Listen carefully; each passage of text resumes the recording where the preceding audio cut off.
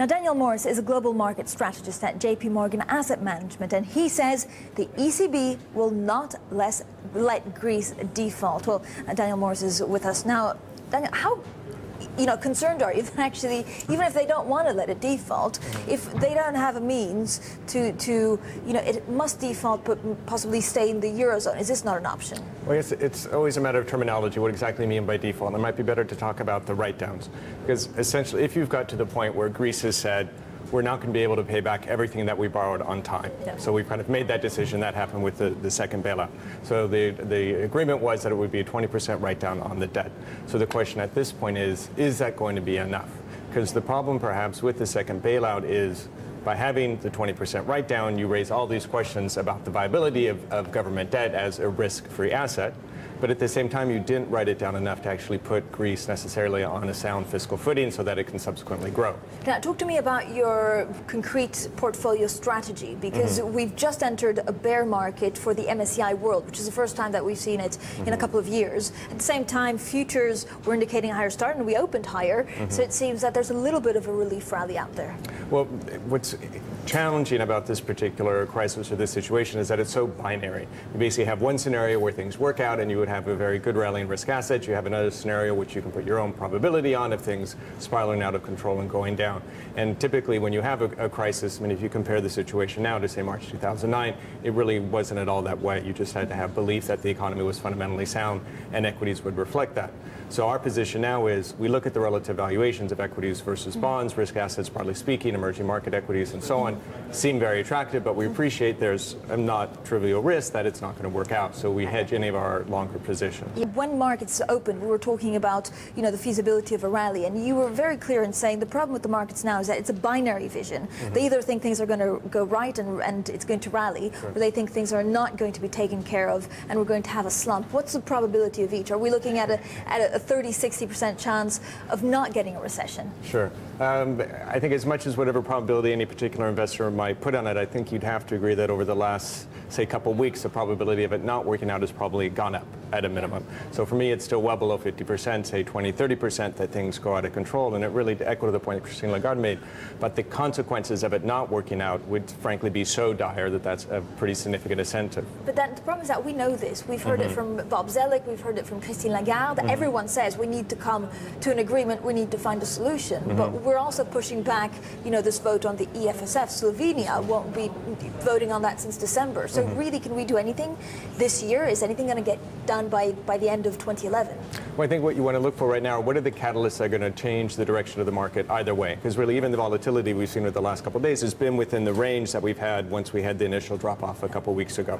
So it's really not much change in that sense.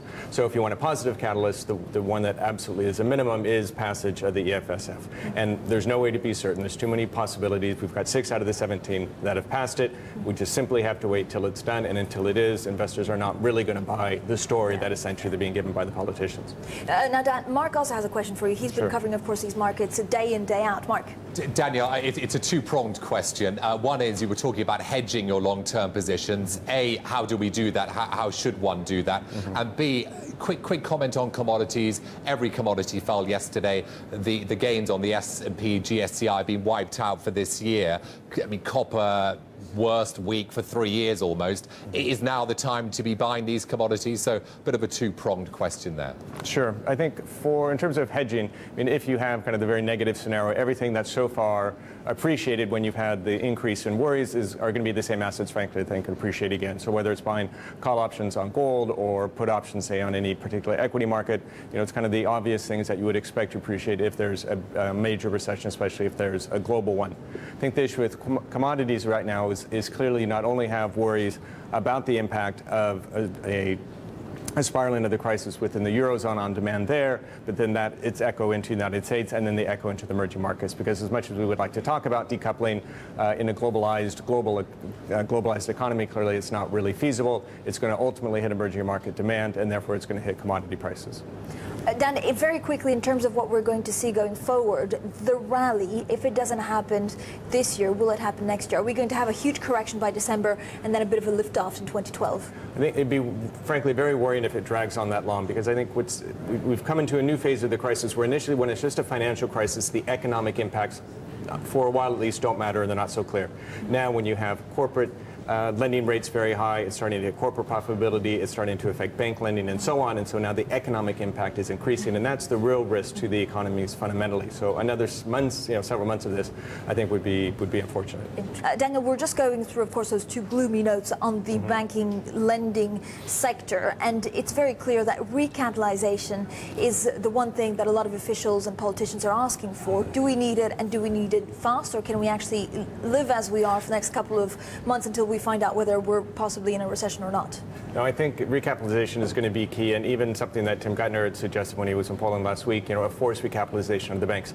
Even if you have the French banks protesting their virtue, if you will, about their ability to absorb even a much more substantial write-down on Greek debt, investors aren't terribly inclined to give them much credit at this point. So if you force capital into the banks to the point that there's no doubt about their abilities to sustain any write-downs, I think that would do a lot to address concerns. But a lot of the banks have fallen by so much. Is there value to be had there? I know your overall strategy is basically you're still overweight in risk assets, but you're hedging. Yes. If we see a rally, it's the banks that will really kick off. Absolutely. The banks, and this is the same from the crisis in 2008, 2009. Banks led on the way down, they'll lead on the way up. So when we get to this turning point, they certainly would be the ones that will benefit the most. Of course, knowing that ahead of time is the trick. Yeah, that's the trick. Is there a point where you actually suggest to your clients that this is the point where you can start buying into? Did we have to wait for that EFSF? At a minimum, yes. That's the benchmark really for everything. I mean, in terms of the catalyst that we think we need to see, the benchmarks, one, passage of the EFSF, two, a final decision on the payment of the next tranche of the Greek bailout are probably the two minimums. The third thing that I think would be key, though we can't count on it right yet, but I think we will see it by November, is a reduction in the interest rate hikes from the ECB. How concerned are you about French banks in particular? We're hearing, of course, that they're going to the Middle East to try and do some kind of roadshow, possibly one of the sovereign wealth funds, to get them to invest in their own banks. Do they look the most fragile because of their exposure to Italy and other peripheral countries? Well, certainly they're going to be the most volatile because of that exposure. But I think the key thing that the central banks learned from the first wave of the crisis is how important liquidity is. So as opposed to being kind of caught short last time, ECB is providing all the funding that the banks need. We know this can't go on forever, but it can certainly go on for quite a while. The ECB hasn't done as much stimulus as the Fed, so there's more opportunity. Except we have a new president at the head of the ECB, and it's going to be a tough call for him to come in and cut interest rates straight away, or is it? Well, I think market expectations are that, and I think even hints from some members of the ECB that it could be within a couple of weeks if necessary.